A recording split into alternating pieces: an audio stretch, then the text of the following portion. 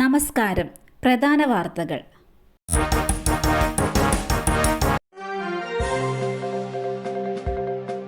രാജ്യത്തിന്റെ അഖണ്ഡതയ്ക്കേറ്റ മുറിവ് ആരായാലും ശക്തമായി നേരിടും.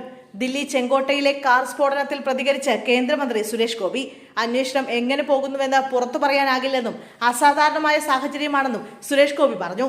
കഴിഞ്ഞ ഒരു മാസത്തിനുള്ളിൽ 8 ആക്രമണ ശ്രമമാണ് രാജ്യത്ത് നടന്നത്. ട്രാഫിക് സിഗ്നലിലേക്ക് ഓടിയെത്തിയ കാറിലാണ് ഇന്നലെ സ്ഫോടനമുണ്ടായത്. സ്ഫോടനത്തിൽ 8 പേരുടെ മരണമാണ് സ്ഥിരീകരിച്ചത്. പ്രധാനമന്ത്രിയുടെ നിർദ്ദേശപ്രകാരമാണ് ആഭ്യന്തരമന്ത്രി അമിത്ഷാ സ്ഥലം സന്ദർശിച്ചത്.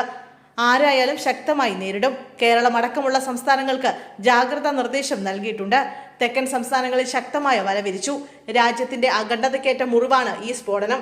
ശക്തമായ മതേതരത്വം ഉടയ്ക്കാനുള്ള ശ്രമമാണ് നടന്നത്. പൗരന്മാർ സംയമനം പാലിച്ച് സാഹോദര്യം സൂക്ഷിക്കണം. കുറ്റവാളികളെ പിടിക്കുന്നതിൽ കേന്ദ്ര സർക്കാർ ശക്തമായി മുന്നോട്ട് വരുമെന്നും സുരേഷ് ഗോപി പറഞ്ഞു. ബോളിവുഡിന്റെ ഇതിഹാസ താരം ധർമ്മേന്ദ്ര അന്തരിച്ചു. ബോളിവുഡിലെ ഇതിഹാസ നടനും മുൻ എംപിയുമായ ധർമ്മേന്ദ്ര അന്തരിച്ചു. 89 വയസ്സായിരുന്നു.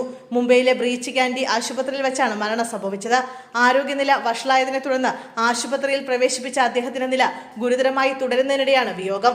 ശ്വാസതടസ്സത്തെ തുടർന്ന് ഒരാഴ്ച മുമ്പാണ് ധർമ്മേന്ദ്രയെ ആശുപത്രിയിൽ പ്രവേശിപ്പിച്ചത്. ധർമ്മേന്ദ്ര അവസാനമായി അഭിനയിച്ച ഇക്കിസ് എന്ന ചിത്രം ഡിസംബർ 25-ന് റിലീസ് ചെയ്യാനിരിക്കുകയാണ്. നടി ഹേമ മാലിനിയാണ് ധർമ്മേന്ദ്രയുടെ ഭാര്യ. പ്രകാശ് കൗർ ആദ്യ ഭാര്യയാണ്. ബോളിവുഡ് താരങ്ങളായ സണ്ണി ഡിയോൾ, ബേബി ഡിയോൾ, ഇഷ ഡിയോൾ എന്നിവരുൾപ്പെടെ 6 മക്കളുമുണ്ട്. ചെങ്കോട്ടയിലേത് ചാവേർ ആക്രമണം സ്ഥിരീകരിച്ച് ദില്ലി പോലീസ്. ഫരീദാബാദിലെ ഭീകര സംഘത്തെ അറസ്റ്റ് ചെയ്തതിന് പിന്നാലെ പദ്ധതിയിട്ട ആക്രമണമാണിതെന്ന് പോലീസ് വ്യക്തമാക്കുന്നു. കൂടുതൽ അന്വേഷണത്തിനായുള്ള തീരുമാനത്തിലാണ് പോലീസ്. ദേശീയപാത നിർമ്മാണം നടക്കുന്ന കൊല്ലം ബൈപ്പാസിൽ ഇതര സംസ്ഥാന തൊഴിലാളിക്ക് ദാരുണാന്ത്യം. ബീഹാർ സ്വദേശി മുഹമ്മദ് ജുബ്രായിലാണ് മരിച്ചത്. 42 വയസ്സായിരുന്നു. കുരീപ്പുഴ പാലത്തിന് സമീപം മണ്ണിനടിയിൽ ചതഞ്ഞരഞ്ഞ നിലയിലാണ് മൃതദേഹം കണ്ടെത്തിയത്. നിർമ്മാണ ജോലികൾ ചെയ്യവേ മണ്ണിനടിയിൽ അകപ്പെട്ടുവെന്നാണ് സംശയിക്കുന്നത്.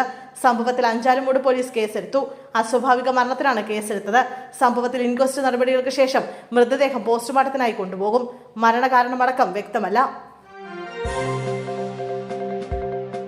വീണ്ടും കുതിച്ച് സ്വർണ്ണവില. ഒറ്റയടിക്ക് വർദ്ധിച്ചത് 1800 രൂപ. ഒരിടവേളയ്ക്ക് ശേഷം സംസ്ഥാനത്ത് സ്വർണ്ണവില വീണ്ടും ഉയരുന്നു. ഇന്നലെ 90,000-ന് മുകളിലെത്തിയ സ്വർണ്ണവില ഇന്ന് ഒറ്റയടിക്ക് 1800 രൂപ വർദ്ധിച്ചതോടെ 92,000 കടന്ന് കുതിച്ചിരിക്കുകയാണ്. 92,600 രൂപയാണ് ഇന്ന് 1 പവൻ സ്വർണത്തിന്റെ വില. ഗ്രാമിന് ആനുപാതികമായി 225 രൂപയാണ് വർദ്ധിച്ചത്. 11,575 രൂപയാണ് 1 ഗ്രാം സ്വർണത്തിന്റെ വില.